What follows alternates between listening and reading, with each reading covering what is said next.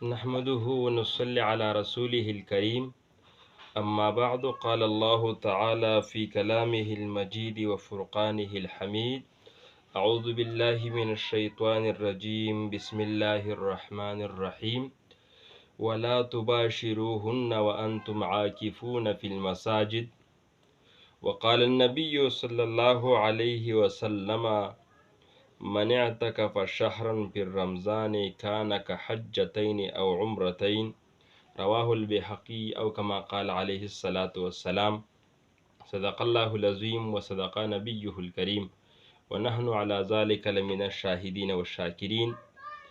میرے انتہائی ہم سفر ساتھیوں اور میرے بھائیوں اور بہنوں، تمام بھائیوں کا شکریہ ادا کرتا ہوں، تمام بہنوں کا شکریہ ادا کرتا ہوں جو میرے چینل کو لائک کرتے ہیں اور واچ کرتے ہیں ویڈیو کو۔ تو دل کی عطا گہرائیوں سے اللہ رب العالمین سے دعا کرتا ہوں کہ اللہ رب العالمین کو تمام ضروریات اپنے دربار سے پورا کر دے۔ آج میں آپ کے سامنے اعتکاف کے حوالے سے کچھ وضاحت کروں گا کہ اعتکاف کرنے میں کتنے ثواب ملتا ہے انسان کو، اور اعتکاف کیا چیز ہے۔ اعتکاف کا معنی ٹھہرنا ہے، کسی جگہ میں ٹھہرنا، اس کو اعتکاف کہتے ہیں۔ اور شرعی اعتبار سے دنیا کے سارے کاروبار چھوڑ کر عبادت الہی کی نیت سے اللہ رب العالمین کو راضی کرنے کی غرض سے مسجد میں ٹھہر کر عبادت کرنے کو اعتکاف کہتے ہیں۔ یعنی دنیا کی تمام معاملات کو چھوڑ کر مسجد جا کر صرف اور صرف اللہ رب العالمین کی رضا کی خاطر قیام کرنے کو عبادت کہتے ہیں۔ بحالت اعتکاف یعنی اعتکاف کی حالت میں اس مومن مسلمان کو، جس کو اللہ رب العالمین نے توفیق دیا ہے اعتکاف کرنے کا، تو اس کو کیا کرنا چاہیے؟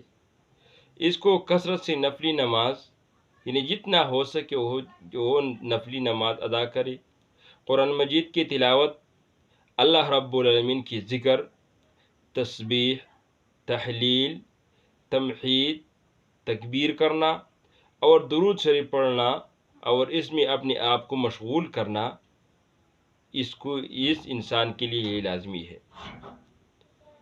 قرآن مجید اور احادیث میں مسجد میں اور قرآن مجید اور احادیث کا درس دینا، مسجد میں وعظ اور نصیحت کرنا، مسجد میں مسلمان کے خیرخواہی کی خاطر اللہ کی دین کی تبلیغ کرنا، یہ اعتکاف میں شامل ہے، اور یہ کرنا اعتکاف میں جائز ہے، کیونکہ یہ بھی عبادت کا کام ہے اور وہ بھی عبادت کا کام ہے۔ اعتکاف کی بڑی فضیلت ہے، اور آج ہم یہ جاننا چاہیے کہ اعتکاف کی دو قسمیں ہیں۔ ایک یہ اعتکاف کہ وہ فرض ہے، اور دوسرا یہ کہ وہ سنت ہے، نفل نہیں، سنت ہے۔ ایک اعتکاف فرض ہے اور دوسرا ہے سنت۔ فرض وہ اعتکاف ہے جو نظر اور منت مان کر اپنے آپ پر اس کو لازم کر دیا ہے، تو یہ کہنا کہ میں اللہ کی خاطر اور اللہ کی رضا کے لیے جب میرا یہ کام ہو گیا تو میں اس اعتکاف کروں گا۔ یعنی جو شخص اپنے اوپر نظر مانے کہ میرا فلاں کام ہو گیا تو میں مسجد میں اعتکاف کروں گا، تو یہ اعتکاف کرنا اس پر فرض ہو گیا۔ اور خود اللہ تعالیٰ نے فرمایا وَلْيُوفُوا نُذُورَهُمْ، اپنے نظریں پورا کر دے۔ تو حج بھی انہوں نے اپنے آپ پر نظر مان لیا ہے، تو اس کو پورا کرنا اس انسان کے لیے یہ لازمی ہے۔ جیسا عمر فاروق رضی اللہ تعالیٰ عنہ نے اپنے زمانے جاہلیت میں اپنے اوپر ایک حج فرض کیا تھا، اور یہ نظر کیا تھا کہ جب میرا یہ کام ہو گیا تو میں اعتکاف کروں گا بیت اللہ میں۔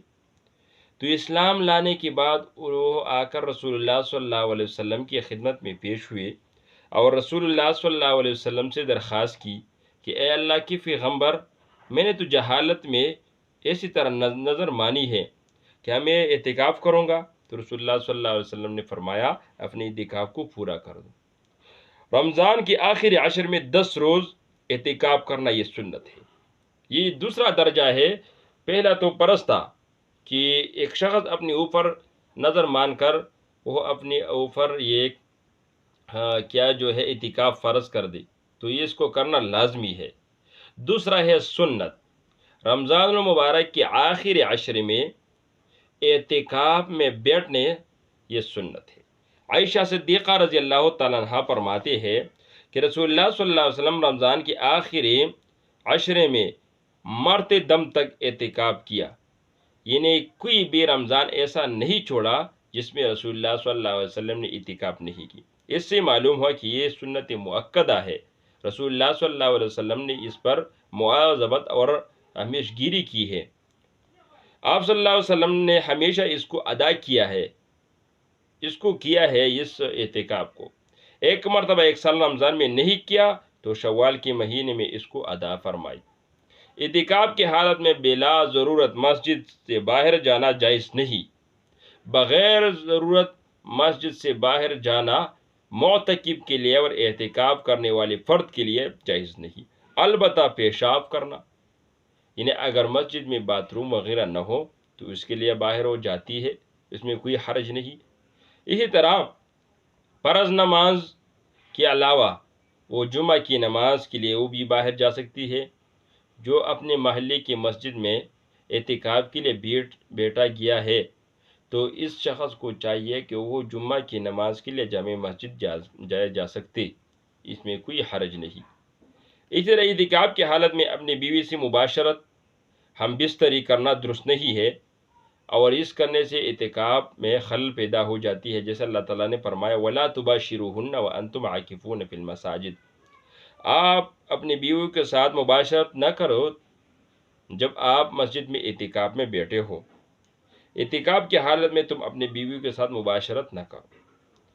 تو اسی طرح مرد کی طرح عورت بھی اعتکاف کر سکتی ہے۔ نبی کریم صلی اللہ علیہ وسلم کے ازواج مطہرات آپ صلی اللہ علیہ وسلم کے ساتھ اعتکاف کرتی تھی، یہ بخاری شریف میں یہ موجود ہے۔ صبح کی نماز پڑھ کر اعتکاف کی جگہ داخل ہونا چاہیے۔ حضرت عائشہ صدیقہ رضی اللہ تعالیٰ عنہ نے فرمایا کہ رسول اللہ صلی اللہ علیہ وسلم جب اعتکاف کا ارادہ کر لیتی تو صبح کی نماز پڑھ کر اپنے معتکف میں داخل ہوتی۔ یہ حدیث ابن ماجہ میں موجود ہے کہ رسول اللہ صلی اللہ علیہ وسلم صبح کی نماز کے بعد اپنے معتکف یعنی اعتکاف کی جگہ میں داخل ہو جاتی تھی۔ رمضان شریف کے آخری عشرے میں اعتکاف کرنا چاہیے۔ 20ویں تاریخ کی صبح کی نماز کے بعد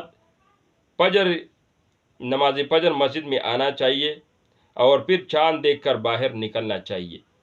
رسول اللہ صلی اللہ علیہ وسلم رمضان شریف کے آخری عشرے میں اعتکاف کیا کرتی تھی۔ ایک دفعہ رمضان میں آپ کا اعتکاف ٹوٹ گیا تو آپ نے شوال مکرم میں اس کا قضا کیا، اور پہلے 10 دنوں شوال مکرم کے پہلے 10 دنوں میں انہوں نے اعتکاف کی۔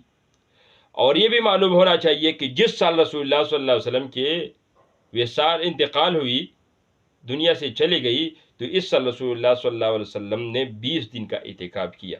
یہ ترمذی اور ابو داؤد شریف میں یہ احادیث موجود ہے۔ تو مسلمانوں کے لیے اعتکاف کرنا یہ لازمی چیز ہے۔ اعتکاف کے بدلے میں انسان کو کیا مل جاتی ہے؟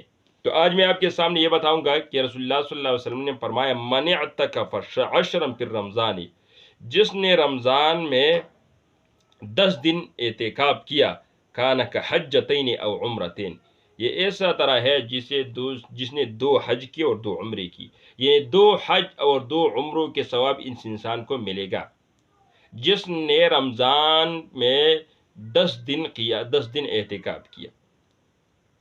معتکف کا عاقل مسلمان ہونا، حیض اور نفاس اور جنابت سے پاک اور صاف ہونا، اور اعتکاف کی نیت کرنا اور مسجد کا ہونا ضروری ہے۔